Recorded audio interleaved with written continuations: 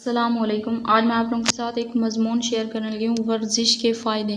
तो आप लोगों ने वीडियो को लास्ट तक देखना है। बेहतरीन ज़िंदगी गुजारने के लिए सेहतमंद होना ज़रूरी है। सेहत के बगैर कोई काम दुरुस्त तरीके से अंजाम नहीं दिया जा सकता। सेहतमंद रहने के लिए अच्छी खुराक के अलावा वर्जिश करना भी लाजमी है। जो लोग रोज़ाना वर्जिश करते हैं वो हमेशा तंदुरुस्त और सेहतमंद रहते हैं। वर्जिश से इंसान कई बीमारियों से बचा रहता है। वर्जिश से दिमाग को ताकत मिलती है और ग़िज़ा अच्छी तरह हज़म हो जाती है।